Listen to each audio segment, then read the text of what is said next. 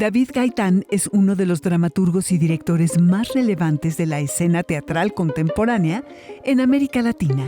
Egresado de la Escuela Nacional de Arte Teatral, ha desarrollado una trayectoria que combina la reflexión filosófica con una exploración escénica profundamente política y provocadora. Autor de más de 50 obras, David Gaitán ha construido un lenguaje donde la palabra, la ironía y el pensamiento crítico se entrelazan para cuestionar las estructuras de poder, la justicia, la identidad y la verdad. Ha dirigido más de 40 montajes, presentados tanto en México como en Alemania, España, Francia, Uruguay, Colombia y Singapur. Su trabajo ha sido reconocido con múltiples premios, incluido el Ariel por el guión de Una película de policías en 2022 y su pertenencia al Sistema Nacional de Creadores de Arte. David Gaitán concibe el teatro como un acto de pensamiento vivo, un espacio donde la ética, la estética y la emoción se confrontan para repensar lo humano. Bienvenidas, bienvenidos a una edición más de Pensadores Contemporáneos. Yo soy Isabel Toledo, coordino la Cátedra Extraordinaria Ingmar Bergman en Cine y Teatro, y el día de hoy estoy muy contenta de estar aquí con David Gaitán. Bienvenido, David. Hola, muchas gracias. Un placer estar acá. David es dramaturgo, es director, es actor, es una de las voces más potentes del teatro contemporáneo mexicano y diría que internacional. Y además el día de hoy estamos en este espacio hermoso de la Biblioteca Nacional, al cual yo no había venido desde el bachillerato, yo creo. ¿Tú habías venido? Yo creo que había entrado una vez, pero sí es como una joya escondida aquí del CCU. Sí, sin duda. Y bueno, pues la verdad me siento muy honrada de que nos haya tocado platicar a ti y a mí porque nos conocemos desde hace muchos años. Sí. En el universo de los pensadores contemporáneos diría que somos contemporáneos, aunque eres unos años más grande que yo. Y por lo mismo siento que mi relación con tu trabajo empezó desde un lugar de mucha admiración, porque yo era estudiante del CUT, tú eras estudiante de la INAT, y estrenaste tu primera obra, que fue La pura idexita, ¿cierto? Esa fue la segunda. La primera, de hecho, se llamó Remar, que la estrenamos como 2 años antes de La pura idexita, una obra clown para infancias, que la segunda, pero mi primera dramaturgia. Ok. Y una de las cosas que a mí en ese momento me impactó es que siendo estudiante de la ENAT ya estuvieras haciendo obra, ¿no? O sea, estuvieras escribiendo, estuvieras dirigiendo, y que era algo que en su momento en el CUT nos tenían casi como vedado, ¿no? O sea, había que esperar al egreso para poder empezar a insertarse en el campo artístico, ¿no? Entonces quisiera yo empezar aún antes, o sea, como conociendo, y son preguntas que creo que nunca te he hecho. Sí. Tantas horas de conversación que tenemos. Y nunca te había preguntado esto. Sé que, bueno, vienes de una familia donde ya había una figura importante que es tu abuela, Luisa Josefina Hernández. Me imagino que el teatro ya estaba ahí desde siempre o no, pero ¿cómo fueron esos como primeras semillitas, esos gérmenes, y en qué momento tú decidiste acercarte al teatro? Sí, en mi familia, además de mi abuela, estaba mi tía también, Mercedes de la Cruz, también teatrera a tope. Y aunque el teatro estuvo muy cerca, sobre todo en mi infancia, después hubo una época como en mi adolescencia en donde yo no diría que era tan afín al teatro en particular. De hecho, en mi familia nos divierte mucho la historia de que hasta que estudié teatro, me empecé a acordar que de niño me llevaban mucho al teatro, pero hubo ahí como una década en mi adolescencia, poco menos quizá, en donde el teatro yo lo diría hasta que era ajeno, ¿no? Y sabía que, digo, esto es casi vergonzoso, pero sabía que mi abuela era escritora, era maestra, ubicaba más en teatro a mi tía, mi abuelo Alejandro Rossi también sabía que era escritor, pero no era un universo que tuviera tan cerca. Mi papá y mi mamá, mi papá ya murió, ambos psicoanalistas.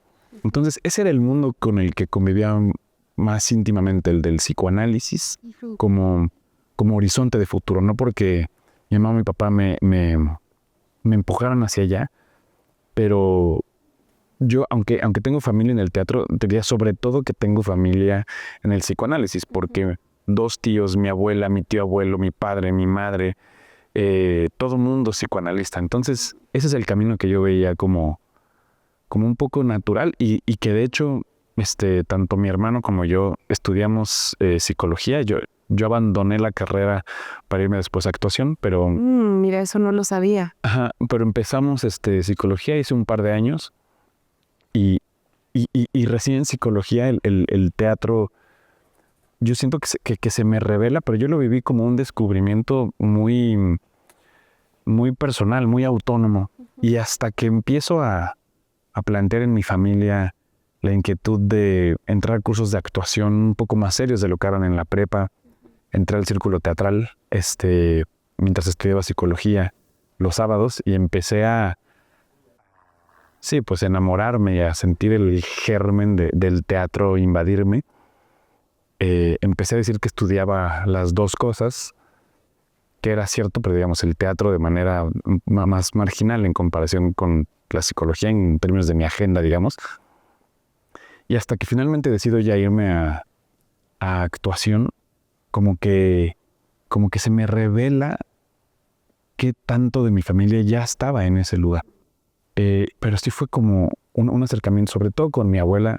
A partir de ese momento implicó una cercanía que, si bien la teníamos, ahí se hizo un vínculo muy, muy potente que pasaba desde el amor pero también con cierto perfil formativo, diría. Claro. ¿Y en qué momento es que decides definitivamente ya dejar la psicología y entrar específicamente a la ENAT? ¿Te planteaste en algún momento hacer examen al CUT? Porque además, si mal no recuerdo, tu abuela daba clases en la Facultad de Filosofía y Letras, ¿no? Bien. En ese momento ya no, pero ya se había jubilado de la docencia de la FAC para cuando yo entré. Pero sí, la facultad pues era casi, diría que sigue siendo su casa aún post-mortem. Fue una... ¿Cuándo lo decidí? Ubico una clase de un sábado de un ejercicio del círculo teatral en donde como que me cayó la certeza con cierto pánico, como decir, creo que sí tengo que tener esta conversación en mi casa que implica salirme de la universidad donde estaba en psicología y abrir este otro horizonte. Tenía 20 años cuando estaba como en este viaje. Y la conversión en mi casa, si bien fue recibida, digamos, al grito de pues, lo que tú quieres hacer en tu vida lo puedes hacer, pero también fue un cisma en mi núcleo familiar. Entonces, frente al pánico de mis padres, de mi papá sobre todo, un poco la premisa fue, bueno, pues si vas a ser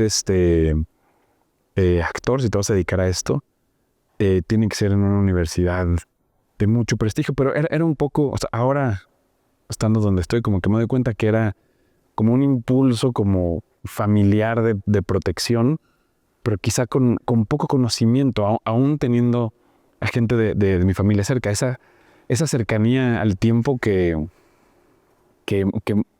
digamos como que nos daba una perspectiva clara de lo que era dedicarse al teatro, pues también esa cercanía implicaba ver las dificultades del teatro y la figura de mi abuela, si bien era como una figura de mucho peso, pues yo creo que también y a la fecha era muy, muy excepcional, como que difícilmente podía verse como, pues ese es el camino. Mientras que con mi papá o mi mamá, el camino del psicoanálisis sí se veía un poquito más trazado de que eventualmente se podía recorrer ahí. Entonces, antes de intentar entrar a la ENAT, hice examen en NYU, hice examen de admisión allá y no me quedé, un examen que preparé mucho. Y parte de la preparación me ayudó Ricardo Ramírez Carnero, maestro de actuación que daba clases en la ENAT desde entonces. Y me invitó a ensayar, digamos, como a preparar el examen para la universidad de allá. Lo preparaba en la ENAT, como mientras daba él sus clases. Entonces como que empecé a atender sus clases y a ensayar y a hacerme amigo del grupo que le daba en ese momento de cuarto año, que a la fecha son son colegas, amigos. Y por ahí, pues me fui enganchando con la ENAT. Llega la noticia de que no me quedé allá, lo cual fue también como un mal viaje. Sí. ¿Cómo no? Y el examen que seguía era el del ENAT en el calendario. Entonces dije, bueno, voy a estar aquí, pero tenía el ENAT y el CUT, sobre todo en el radar. Casa del Teatro, Casa Azul, estaban todas, pero la siguiente era el ENAT. Lo hice y me quedé y ya, acabé estudiando ahí en la ENAT. Y la pulsión estaba puesta en la actuación. O sea, tú querías ser actor. Sí. Y diría que quiero, o sea, como que sigo... Sí, no hablemos de eso en pasado. Ahora ya tocaremos ese tema de cómo la figura del actor y el director y el dramaturgo de pronto compiten o qué tanto pueden competir. Pero en ese momento, ¿sí te habías planteado también dirigir y escribir? No, para nada, en absoluto. Era en la actuación, era lo que había hecho en los talleres de la prepa, en el círculo teatral era totalmente actuación. Ni me lo planteaba. Después, o sea, en retrospectiva, la escritura era un universo que me era cercano desde la prepa, ¿no? Me acuerdo de un proyecto, en la prepa había como un proyecto personal que nos pedían hacer y yo me planteé que iba a escribir una novela. La verdad, cosa que acabo siendo como un cuento de 20 páginas, pero que... Una novela corta. Una novela cortísima, sí, pero ya había una pulsión y escribir era un lugar donde me sentía cómodo, pero vamos, en ese momento ni siquiera tenía clara cuál era la ecuación de la dramaturgia, la escena, con la actuación en medio, como que tenía todo por descubrir. Realmente entré muy, muy, muy verde, diría, a la ENAT en términos de qué es el teatro, cómo funciona, qué implica. Me acuerdo mucho en el examen de admisión ahí en la ENAT, la prueba de canto fue en un salón que se llamaba el salón, no sé si es el 10 o el 11, pero salón 10, Luisa Josefina Hernández. Me acuerdo como que ya estar afuera viendo y decir, será mi abuela. La misma que yo conozco. O sea, digo, para poner en evidencia mi grado de distancia que tenía entre mi familia y el peso, particularmente mi abuela en el teatro. Y también como esta es una pulsión que tuve sobre todo los primeros años en la carrera, los primeros años profesionales, que era como separar mi descubrimiento del teatro de la mirada de mi abuela, que si bien estuvo cerca, pero sí fue un camino muy... Sí, como hacer tu propio camino. Sí. Sí. Y también en la ENAT existía esta separación tan tajante como entre la actuación, la dirección y la dramaturgia, de no, si vas a ser actor, solo vas a ser actor.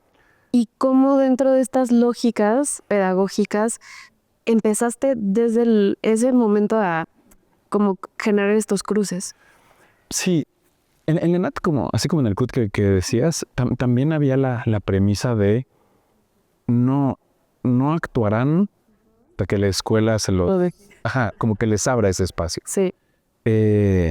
Y aunque ahora voy a contar la historia de rebeldía frente a esa premisa que tuvimos, en defensa de aquellas máximas, ahora que he estado en la docencia y que es una parte importante de mi vida y que es clases de actuación en la ENAT, en el CUT, en distintas universidades, creo que entiendo desde dónde se planteaba como un riesgo de que el mundo profesional te obliga tanto a la resolución y a la eficacia que entiendo la contraposición con la voluntad de hacer una formación detallada, puntual, acompañada. Y entiendo por qué la idea de que eso se rompa es una que todo el equipo docente buscaba frenar. Pero bueno, en su momento como que también decíamos 4 años sin actuar cuando estamos dejando toda nuestra vida para poder actuar. Como que había algo que nos daba risa de que no nos hacía sentido. Y entonces lo que empezamos a hacer fue decir, pues sí, pues hagámoslo nosotros, ¿no? Gente del propio grupo que nos empezamos a juntar. Ana Beatriz Martínez, que fue mi gran colega en el inicio. Emiliano Ulloa, Alex Jesús, colegas que por ahí están todos, ahí estamos todos. Y sí era ocupar el contexto que nos daba la escuela, la infraestructura que nos daba la escuela, la planta docente en términos de asesoría que también nos daba la escuela para quedarnos después de clase y empezar a jugar y a ensayar y a ver y a ver y a ver y a ver.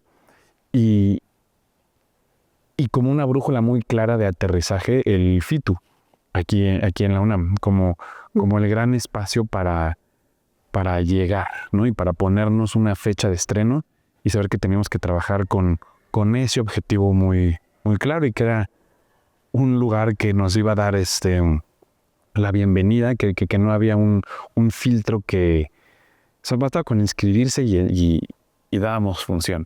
Y si la cosa salía bien, como que había una serie de posibilidades y de puertas que se irían abriendo que sentíamos que era ahí. Y en efecto, ese fue como nuestro puerto de aterrizaje tanto para remar, que pasamos a la segunda ronda. Nunca lo ganamos, pero aún así fue una plataforma increíble.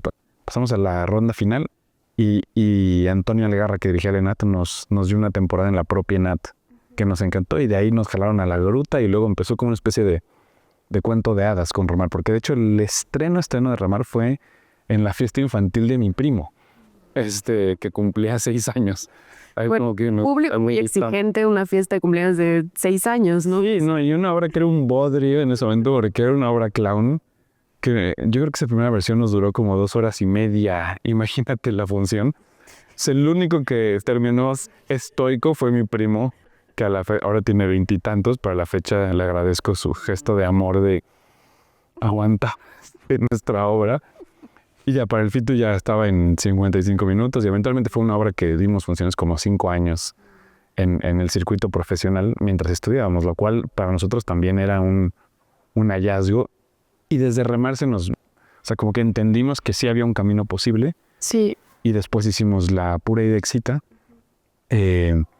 y filial en 4, que fueron como las que hicimos mientras estudiábamos. Sí. Al tiempo de estar en la propia carrera. Y la verdad que yo creo que esas obras fueron mucho del germen de la independencia, de descubrir lo que decías, la dramaturgia, la dirección, pero sobre todo, si bien al principio las hicimos con ganas de que nos vieran actuar y nos invitaran, Sí. ¿no? Así como en abstracto, como de ¿cómo nos van a invitar si nunca nos ven? Esa era nuestra inquietud y ¿cómo vamos a entrar si no nos invitan? Claro. ¿No? Entonces, como dijimos, pues hagámosla para que nos vean. Y algo de eso ocurrió, pero sobre todo el gran descubrimiento fue la fascinación de poder establecer un punto de vista propio sobre algo y decirlo en nuestros términos y con nuestro humor. Y eso fue, yo creo que el bicho que descubrimos y que nos fascinó mucho. Sí, y yo, comparto esa fascinación como espectadora.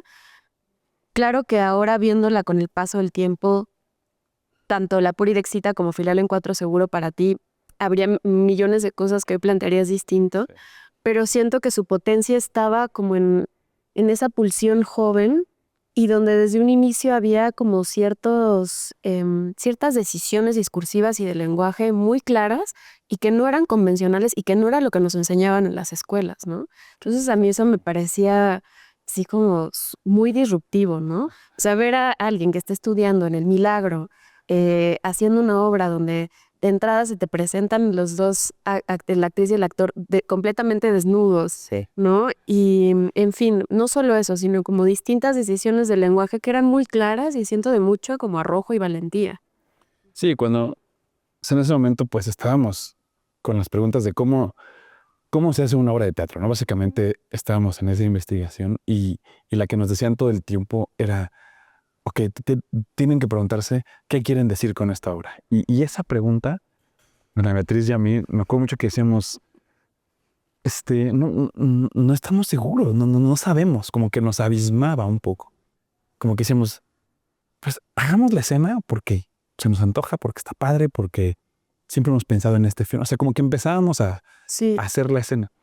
Y ahora en retrospectiva, que yo ahora soy quien digo, bueno, pero ¿qué quieren decir con su valor? Yo soy quien hago la pregunta, así como a estudiantes y demás.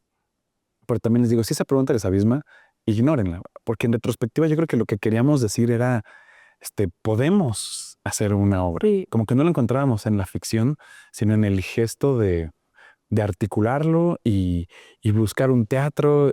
Me acuerdo cómo hacíamos cartas postales, así como con todas las personas que nos interesaba que la vieran por distintos motivos, para que nos invitaran a trabajar, para que nos invitaran a un teatro, porque admirábamos su trabajo, por lo que fuera. Y hacíamos tours hacia los teatros para esperar a la gente afuera de sus funciones y dárselas, o ir a las oficinas y darles la carta. Y yo siento que eso como que entre que enternecía y motivaba y era raro y daba curiosidad, pero finalmente creo que nos funcionó, Sí, porque tuvimos mucha vida con esas obras y nos abrió un camino que para cuando egresamos de la ENAT, me acuerdo que un síntoma que decíamos, esto está bien, es que ya queríamos salir, ¿no? O sea, disfrutábamos mucho el montaje y demás, pero ya queríamos salir para ya poder ponernos a hacer lo nuestro. Y eso fue porque sí, empezamos a rascarle desde la carrera. claro. Y siento que de alguna manera generacionalmente se armó como otro esquema también de trabajo para quienes estaban formando como actrices y actores, porque yo viví una experiencia parecida a la tuya Sí. y también el FITU era ese faro, ¿no? Al cual llegar. Y creo que sin duda el FITU fue como una especie de escuela de primeros ejercicios de producción y de gestión, Sí. ¿no? Para actrices y actores, ¿no? Sí. Y dejamos de separar y entender que si queríamos como colaborar con la gente que admirábamos, si queríamos como insertarnos en el teatro, teníamos que nosotras como generar ciertas estrategias que diría así, de gestión y de producción, de vinculación con el afuera, que el FITU propiciaba de alguna manera, ¿no? Sí, totalmente. Y particularmente en la categoría del FITU de alumnos dirigidos por alumnos, como que siento que fue, no sé si voluntario o involuntariamente, pero que estuviera ese cajón con esa especificidad. Yo siento que a nuestra generación, a las siguientes, como que nos sembró lo que tú estás comentando, nos sembró como el impulso de la plurifuncionalidad para hacer una obra, ¿no? Tú misma que eres actriz, eres directora, escribes, ahora una gestora increíble, pero siento que mucho de eso se formó en, ok, pues hagan su obra. Entonces, yo esto, tú aquello, y fue perfilando como una generación artística, teatrera. Cuando nosotros lo hacíamos, nosotros teníamos también muy, como un punto de inspiración de compañías. Me acuerdo que estaba Luna Avante, Bernardo Gamboa, Diana Fidelia, Leonardo Ortiz Gris, Abigail Soki, un mercader de Venecia que nos marcó mucho generacionalmente a quienes lo vimos, Lagartijas Tiradas al Sol, que estaban haciendo sus primeras obras, ¿no? Y que ahora somos medio de la generación todos, o sea, como que estaban, eso, como 1 o 2 años adelante, pero haciendo cosas y decíamos, es que es eso, ¿no? O sea, Sí. queremos parecernos a eso. Y también me acuerdo mucho la influencia de Alberto Villarreal en La Madriguera, también como un creador joven, o sea, una generación adelante de nosotros, pero haciendo cosas extrañas y personales y fantásticas y perturbadoras, como estos puntos de orientación Sí. generacional que nos marcaron y nos abrieron camino. Sí, de acuerdo. Y bueno, ya pensando en el egreso, ¿no? Hasta el momento estamos hablando de puros proyectos donde tú también actuabas, ¿no? Sí. Y supongo que hubo un momento donde alguien te llamó o solo a escribir o solo a dirigir. ¿Y cómo se dio eso? ¿Te fue como natural aceptar? A mí, por ejemplo, no me fue natural aceptar cuando me invitaron solo a dirigir. Sí. Porque hasta el momento solo había dirigido cosas que yo también había escrito y que tenían que ver con procesos míos. Entonces yo sentía, mucho tiempo yo dije, no, es que yo no soy directora, Sí. ¿no? Como para hacer proyectos de otras personas. ¿Tú viviste algo así o no? Totalmente, sí. Tengo como muy, muy marcada en la memoria los momentos en donde, de manera más sutil o más frontal, alguien como que me invitaba a separar rock, ¿no? O sea, cuando regreso rápidamente, cuando en el FITO hicimos La Pura y Éxita, que no daba clases de actuación, que la evitaría nombrar porque mis recuerdos no son tan gratos ahí, pero me acuerdo que le tocó ser nuestro jurado en el FITU. Entonces como que dijimos, híjole, pues a ver, en la A ver primera cómo nos ronda. va. Y luego en el contexto de la escuela, como que me dijo, le voy a decir unas cosas de su obra, aunque no debería. Ok, ¿no? Y su consejo fue, deje de actuar, póngase a escribir. A mí me dijeron lo mismo, o sea, tampoco voy a nombrar a esa persona, pero me dijo, eres muy inteligente para ser actriz. Deberías dedicarte a la investigación y a la dramaturgia. Así. Sí, Y se refería a un tipo de inteligencia, no es que no fuera inteligente como actriz, ¿no? Sino sí. sí, a una pulsión como teórica, una capacidad de ordenar, de construir pensamiento crítico, ¿no? Que es esto mismo, Sí, siento. sí. Ujú. Tengo otro recuerdo de cuando pichamos, no lo hubiéramos dicho así en el momento, pero como cuando presentamos Escurrimiento de Anticoagulantes, la adaptación de Crimen y Castigo que hicimos, eh, que yo la dirigía, hice la adaptación y actuaba, y que era un teatro como que para que nos produjeran también me dijo, sí, pero no actúes. O sea, como que, o sea, ahí por lo menos me decían, eres buen actor, pero necesitas estar afuera. Y que yo le dije, pues, no, la cosa es así, si no, pues no. Y afortunadamente me dijo, bueno, ok, hazla como quieras, ¿no? Pero los tengo muy, muy, muy grabados, como una, sí sentía, todavía, aunque ahora menos, pero en su momento, en mis primeros años, sentía desde muchos lados como un mensaje, digamos, supongo que de nuestros mayores, ¿no? De nuestras maestras y maestros, como un mensaje de, aquí hay que elegir, ¿no? Y especializarse. Y como que estaba mal visto la idea de combinar. Había algunas que no, como escribir y dirigir, como que esas en el imaginario como que pueden ir bien, pero actuar, por ejemplo, difícilmente podía convivir con cualquier otra. O si un escenógrafo o escenógrafa quería dirigir, como que generaba suspicacia. O si un director quería ahora actuar, aunque hubiera sido su formación, generaba extrañeza también. Entonces sí, como que al tiempo que me fascinaba por la dramaturgia y la dirección y busqué especializarme en cursos y asistiendo a dirección y como que busqué como la técnica más allá de los primeros acercamientos que eran meramente intuitivos. Sí vivía con mucha crisis, eso, como que sentía que, como que mi identidad estaba en juego casi con cada decisión y que iba a marcar lo que era y lo que no era y que difícilmente iba a poder cambiar de opinión después. Lo percibía mucho tanto con la decisión de qué vas a hacer, como también con voy a usar esta expresión, pero casi como una especie de persecución estética que también percibía y que siento que contigo encuentro como a una colega donde podemos compartir algo de esto, ya lo hemos hablado, una persecución como de, ok, ¿qué teatro quieres hacer? Y lo voy a dividir esquemáticamente, aunque soy enemigo de estas divisiones, pero era como un teatro de actores y de ficción y de estructura clásica, tradicional, aristotélica y de cuarta pared, o sea, como estoy tratando como de cargarlo mucho hacia un lugar, o un teatro absolutamente experimental, este, que, que además como por definición odia al otro. Entonces, y la persecución de a qué pandilla quieres pertenecer, ¿no? Y quiénes quieres que sean tus amigos y amigas y te acepten o te rechacen, y sobre todo quiénes quieres que sean tus enemigos, ¿no? Entonces como que Sobre todo, me encanta. exacto.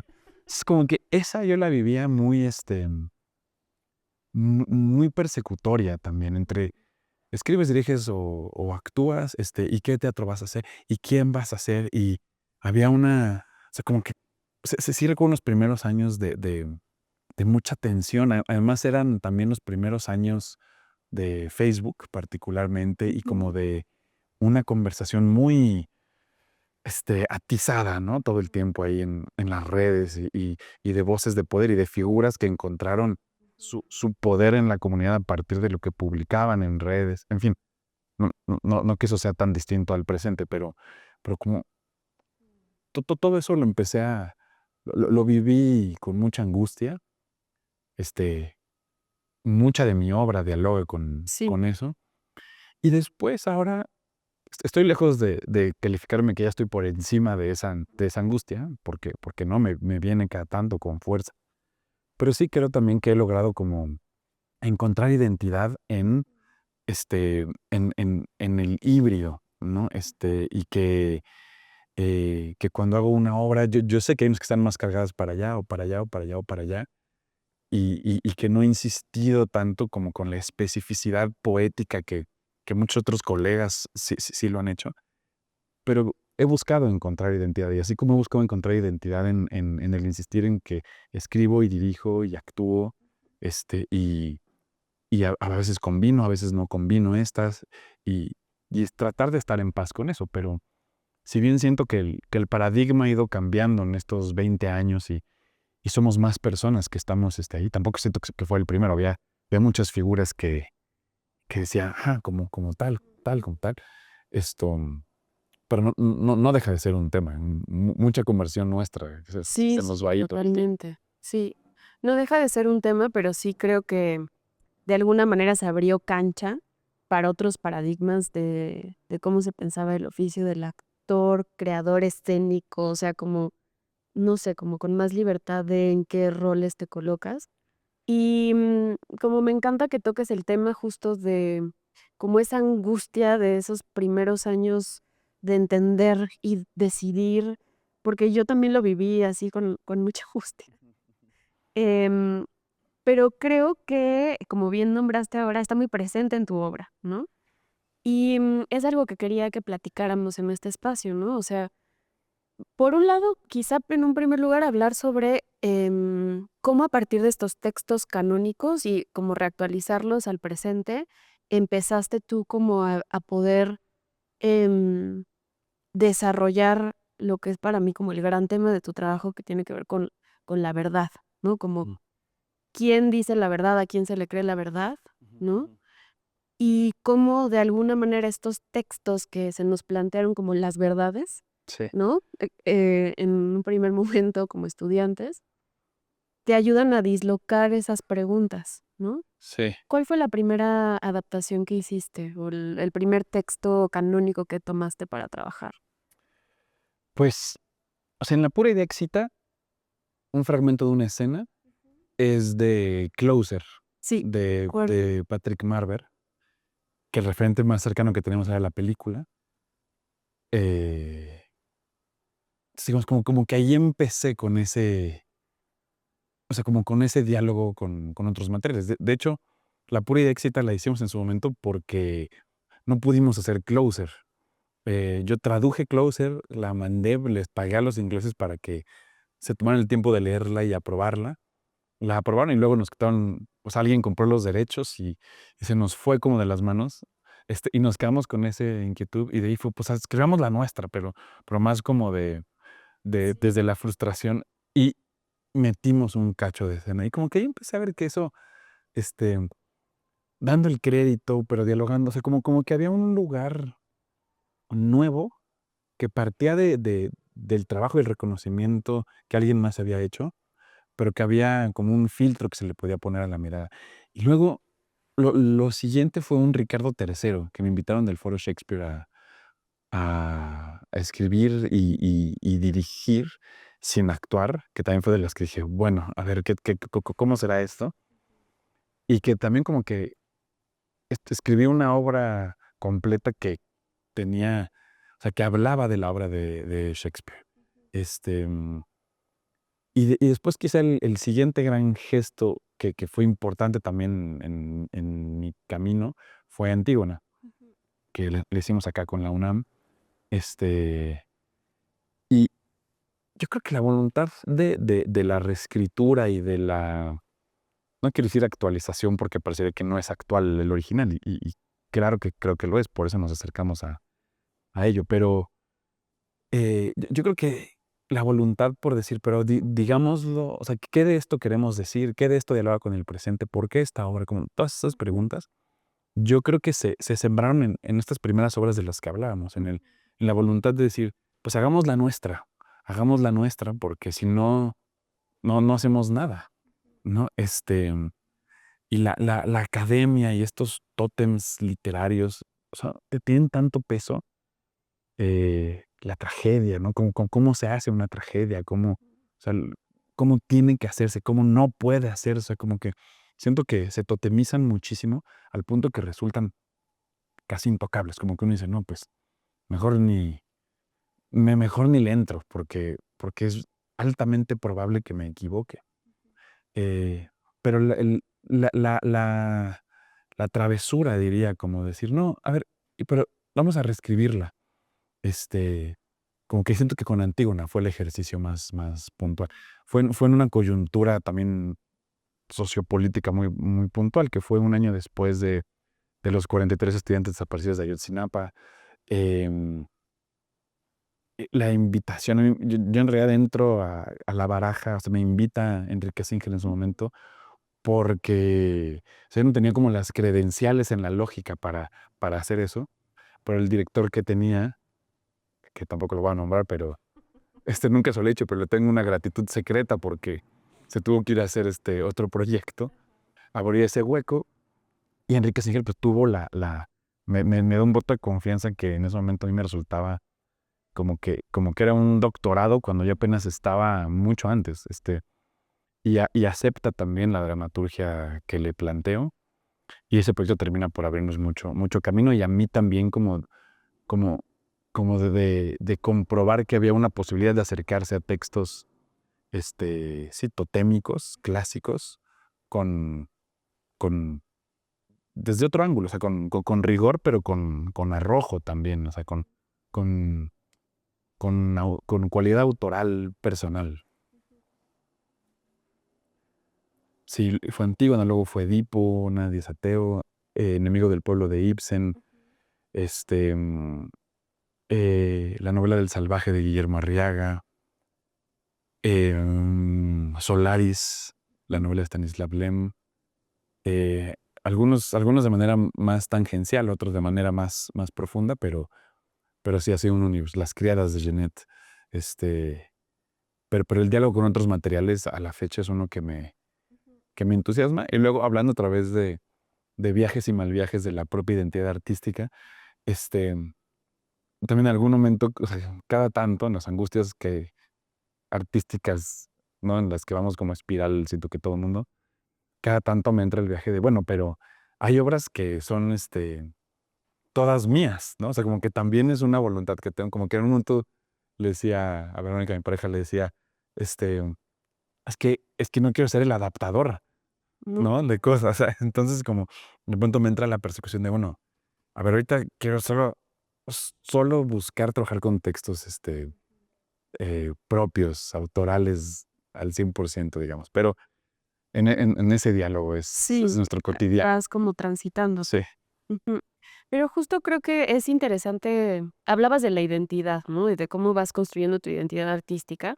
Y sí siento que, o sea, aún habiendo yo dirigido un texto tuyo, por ejemplo, siento que ese montaje tenía muchísima de tu identidad, ¿no? O sea, como que si hay algo en ti como creador que permea las distintas facetas de tu ser teatrero y que sí para mí es muy clara. Una de ellas es esto que hablamos de la verdad, ¿no? Y que incluso sacándolo de los procesos de reescritura, de adaptación, está presente también en tus textos originales, ¿no? Em, el azar es otro de los conceptos que entran a jugar ahí. Y pues pienso en esta figura del enemigo del pueblo, pero que más allá del enemigo del pueblo se repite, que también es esta construcción de lo social, que, que empieza como a construir dinámicas también sobre la verdad, ¿no? Em, y también en quién confiamos, ¿no? Cómo nos organizamos y a quién también conjuntamente funamos y cancelamos, ¿no? Creo que el tema de la cancelación ha estado muy presente, no sé si fue a partir justo como de la coyuntura del Me Too, Ujú. o si ya estaba como en tu universo desde antes esta crítica a través de las redes sociales, pero siento que ahora en El mar es un píxel, pues tiene mucho que ver con cómo vivimos la sociedad de la cancelación, ¿no? Ujú. Sí, es curioso porque escuchándote como que, digo, y no me extraña porque me pasa mucho contigo, pero como que escuchándote siento que puedo como ordenar un poco este, mis propios temas, ¿no? Porque no, o sea, cuando entro a una obra, como que no entro necesariamente desde voy a ahondar sobre este tema sobre el que he ahondado, como Pues que que es un impulso un poco más ujú, desordenado, pero que uno termina aterrizando en los lugares que termina interesando. Esto de, la verdad, como uno de mis temas, ahora que lo mencionabas hace un rato, como que se me quedó reverberando mucho porque en efecto, como que empecé como a pensar en obras y decía, claro, aquí está aquí, está aquí, está aquí, está aquí. Pero bueno, ordenarse a partir de mentes lúcidas siempre es un lujo. Este, mm, igual me interesa que hables sobre este proceso desordenado, porque sí, es verdad, o sea, la pulsión está puesta en otro lado cuando empiezas un proyecto, ¿no?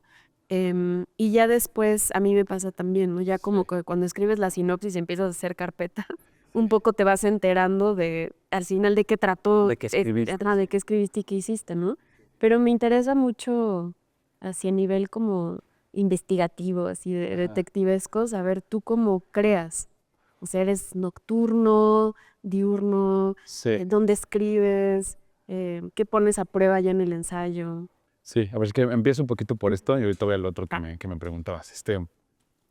Soy, o sea, como que casi diría que son personalidades distintas dependiendo de qué esté haciendo, ¿no? O sea, pensándolo en actuar, dirigir, escribir o dar clase, por ejemplo, como que siento que son caracteres distintos, distintas horas, distintas temperaturas.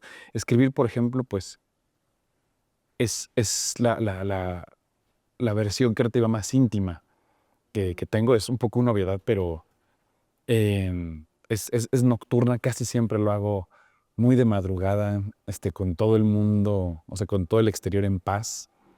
Este, y hay algo como de cierto espíritu sórdido, si bien, si bien son texturas que en mi vida personal visito muy poco, porque no fumo, no tomo, no me drogo, no sé, es como la desvelada misma, este, es como la invitación a cierto lugar de arrojo, ¿no? También un mundo sin distracciones me ayuda, obviamente. Y después en el día, releo y corrijo, y releo y corrijo. Pero con la dramaturgia en particular, antes de entrar ya, digamos, a la computadora, que es estas madrugadas, escribo mucho en libreta, escribo mucho a mano. Yo creo que escribo como 4 o 5 semanas quizá estoy nada más escribiendo ideas, ideas, ideas. Me da tanto pánico la idea de empezar una obra nueva, como pues, de que no existe, que existan, como que es un abismo. Entonces, un poco para ir acortando ese abismo, empiezo a escribir casi por asociación libre, sí con un ojo puesto en esto. Eventualmente necesito que se vaya ordenando y que me vaya siendo el acordeón para que cuando me siente en la computadora pueda recurrir a la libreta. Me permito escribir desde lo que imagino que puede ser un diálogo o el pensamiento de un personaje o lo que quiero que le pase al público con esta escena o algo que estaría divertido o que ese día no se me ocurre nada, pero sentarme a escribir, como que mi rigor es ese, ponerme, abrir la libreta y empezar y confiar en que eso llevará a algún lado, ¿no? Y con la premisa así de que ya que voy a la computadora, saber que ahí tengo un acordeón que me aliviana las primeras palabras, sobre todo el arranque, lo tengo casi ya escrito en la libreta y casi lo copio. Y de Ujú. pronto ya estoy en la computadora y de pronto sigo y, y me encarrilo. Pero es escribir y revisar, como que eso es mucho escribiendo. Luego dirigiendo,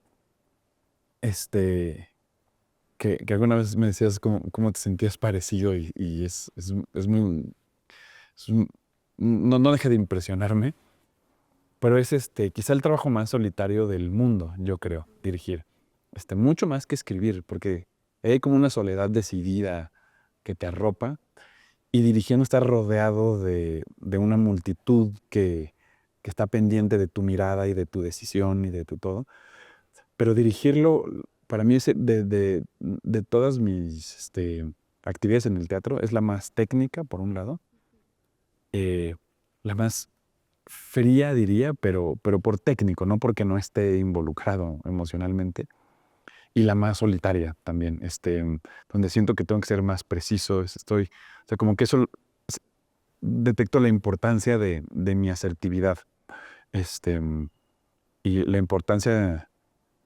Martín Acosta, ahora que estamos haciendo con él una hora, nos decía, es que depende de qué diga, cómo lo diga, cuándo lo diga, lo que no se diga quien está dirigiendo una obra, de eso depende lo que va a quedar, ¿no? Entonces, es fascinante, pero por el mismo tiempo implica, es quirúrgico.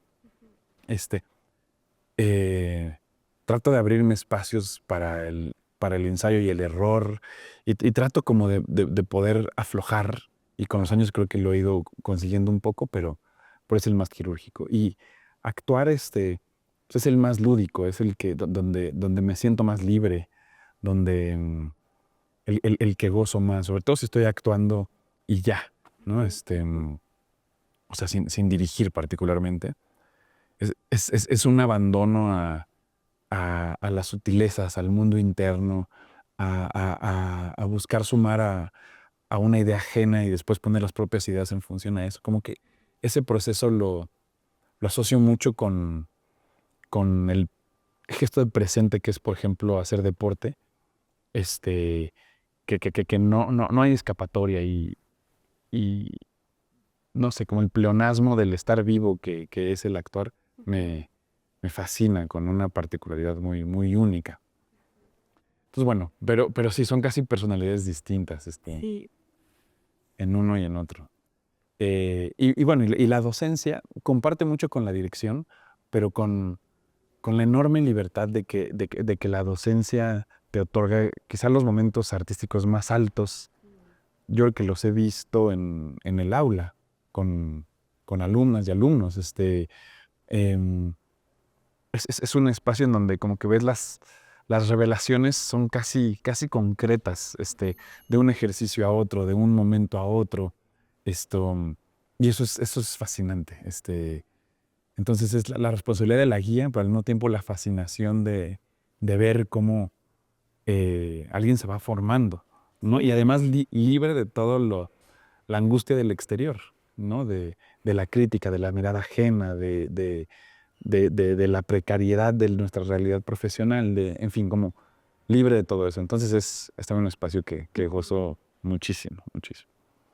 Pensaba en este ecosistema de identidades. ¿Qué lugar ocupa para ti la audiencia, o sea, los públicos, ¿no? Que creo que en muchas de tus obras se apela como el lugar del espectador, no solo en las obras en las que hay directamente como una invitación al juego o a la participación, Ujú. pero incluso en aquellas donde la acción es espectar, ¿no? Hay una interpelación directa y constante, ¿no? Sí. Ujú. Pues me es el centro del trabajo, la mirada. Como que sí lo veo como, como el objetivo al que me interesa llegar y estimular, en toda la práctica más teórica, o los acercamientos teóricos que me han ido ordenando a mí, que enseño y demás. Pongo a la espectadora, al espectador, como el centro de por qué hacemos lo que hacemos, por qué lo hacemos de una manera y no de otra, qué revelaciones queremos que le pase al espectador. Y entendiendo, por supuesto, que para que eso ocurra, hacia acá hay que generar un espacio lúdico, divertido, donde nos la pasemos increíble, donde todo el mundo se sienta con la confianza de probar y de enloquecer y de hacer cosas, y sepa que es un espacio seguro, seguro en todos los ángulos. Pero como que defiendo mucho al arte como servicio social, ¿no? Y en tanto servicio social, un servicio social de una sofisticación muy alta, porque a veces el servicio social consiste en la confrontación o el servicio social consiste en activar ideas que no son necesariamente cómodas de tener o buscar activar conversaciones que inevitablemente da vértigo tener, ¿no? De hecho, eh, retomando un poco lo que mencionaba sobre la verdad, las conductas sociales, eh, la cancelación. Muchas personas como que me dicen, la cancelación es un tema recurrente en tu obra. Y yo creo que nunca me he planteado hacer una obra sobre la cancelación como tal, pero lo que sí, digo, sin ignorar que está presente en muchas, ¿no? Pero lo que sí me he planteado y me planteo, y es como una voluntad muy consciente, que da mucho vértigo, pero muy consciente, es la de hablemos de los temas que están ebulliendo en la sociedad, de los temas que nos da miedo hablar, de los temas donde tenemos huecos que nos es complicado llenar la conversación. Em, y siento que desde el Me Too, desde todo lo fantástico que activa, que activó el cambio de paradigma, que me parece que fue el Me Too como evento más o menos concreto, pero todo el estallido feminista en México, en Latinoamérica, en muchos lugares del mundo que abrió, o sea, que metió tanto oxígeno en la conversación y que minimizó tantas conductas tan nefastas. Siento que los coleteos de todo eso, los latigazos, la relación al paso del tiempo, como que hay un territorio de conversación que a veces empieza a convertirse en tabú, y sí reconozco una fascinación de aquello que empieza a hacerse tabú. Creo que es el territorio que el arte tiene que ir y tocar, y poner en el escenario y que el servicio social que me refiero sea proveerle al público la experiencia de ver cómo ese tabú es abordado, el público con la protección de la oscuridad y el anonimato, digamos en el esquema clásico teatral, pero con la estimulación de que alguien más lo está diciendo, alguien más está haciendo las preguntas difíciles y, y- y la gente es la que se irá como con una conversación a tener. Esa posición artísticamente implica, da mucho vértigo porque siempre es susceptible a interpretaciones en donde se asuma que lo que se está diciendo, lo que dice un personaje, es un reflejo directo de la opinión de quienes lo están haciendo, ¿no? Una versión, o sea, por poner un ejemplo burdo, que siento que unánimemente vemos como burdo, pero que después pasa por capas en donde de pronto eso ocurre en el mundo, tan burdo como pensar que un actor que hace un personaje, que es un villano, es igual de malo en la vida que en la escena. Si bien eso nos parece absurdo, siento que a veces quien escribe una pieza, quien dirige una pieza, la compañía que firma ciertos gestos, eh, son tiempos en donde las conversiones pasan por muchos más filtros que antes, lo cual es una enorme ventaja, pero hay que, siento que estar muy pendiente siempre de que los criterios no pasen por la autocensura y que finalmente yo creo que uno de los objetivos artísticos, al menos del tipo de piezas que me interesan, sí es eso, como el poner un tabú en escena y confiar en que eso es sano socialmente. Conversarlo, verlo, problematizarlo, tocarlo, incomodarse, em, reconciliarse, escuchar una perspectiva quizá distinta a la estandarizada. Desde Antígona, por ejemplo, que es antes de este estallido feminista del que hablábamos, estaba esa misma voluntad en donde en la adaptación lo que queríamos era poner un Creonte que siempre tiende a ser el gran villano opresor, que sin dejar de ser eso fuera un tipo lúcido, por ejemplo, ¿no? Seductor, un político seductor, y obligar o invitar pues al público a que pudiera tomar distancia entre una retórica profundamente seductora, un personaje divertido, simpático, ¿no? Alguien que que te convoca desde un lugar, pero que sus acciones y lo que dice y lo que hace y en lo que cree merece tomar distancia. Y entonces es Antígona quien lo decía. Sí. Y Antígona, a diferencia, digamos, como del impulso habitual, que es ponerla como una heroína defensora de todo lo bueno, enemiga de todo lo malo, cómo buscar ser un personaje poroso que confrontara a Creonte, pero que no fuera tan sencillo estar del lado de Antígona, ¿no? O sea, que las obras como que no te digan tanto qué hacer, sino en qué problema pensar. Sí, Como que eso es más o menos lo que busca que me claro. oriente. Y eso está completamente puesto en tensión en El mar es un píxel, ¿no? Em, ya nos queda poco tiempo, pero sí quisiera hablar específicamente sobre El mar es un píxel, porque siento que coexiste además todo este universo discursivo del cual has hablado, con una apuesta estética muy particular desde el lenguaje escénico y una decisión formal muy clara, que es haber escrito el texto en verso, ¿no? Sí. Que pensando como en estas como construcciones, como romper construcciones tradicionales de alguna manera, el verso es una de ellas, ¿no? Sí. En la cual tú decides jugar también y situarla en un contexto contemporáneo, aunque un poco ocurre la historia en un no lugar, ¿no? Ujú. En un no lugar que podría ser cualquier lugar Sí. contemporáneo, ¿no? Sí, con El mar es un píxel queríamos como evocar una serie de cosas que, como mencionas, pueden aplicar para distintos contextos de nuestro presente. La obra ocurre en una aldea que con toda conciencia llamamos así porque puede ser una aldea, que puede ser una oficina, una comunidad, una familia, un país, en un tiempo que también con mucha voluntad ponemos abierto, o sea, en la no definición. Y lo que buscamos es como dos temas que me obsesionan. Em, Uno es la relación que tenemos con la tecnología, ¿no? Con gestos que reconfiguran la vida en sociedad de la tecnología. Eh, la fascinación por la ciencia, el terror para con la ciencia como aliado, como enemiga. Cuando le decimos ciencia, de pronto es como la palabra benévola, pero decir tecnología, que van muy de la mano, pero de pronto es la palabra como enemiga.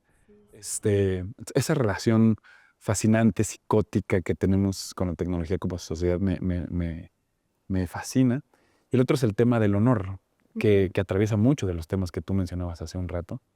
El honor y la falta de honor y los criterios que establecemos en el mundo para acreditarnos como alguien honorable o que la sociedad habilita para desacreditarnos como alguien honorable. La fascinación y el deseo desbordado que tenemos por pertenecer a ciertas listas. La lista de una cena, de una fiesta, de unos premios, de una beca, de una programación, de una lista sexoafectiva, yo qué sé. Y el terror que tenemos de estar con otras listas, que todo el mundo de la funa, de la cancelación, como que siento que ese es muy, muy perceptible, muy fácilmente perceptible hoy en día. Entonces, combinar la tecnología con el honor y muy puntualmente llevar el foco a cómo es que la tecnología articula narrativas que hacen crecer o desaparecer el honor de las personas. ¿Qué tanto, qué tanta confianza depositamos en esas tecnologías o no? En fin, como que a nivel temático era todo eso. A nivel formal, pues el gran gesto es la rima y métrica que fue casi como un capricho de, bueno, hagamos una obra del honor, el honor siendo un concepto que mencionado así, parece de otra época.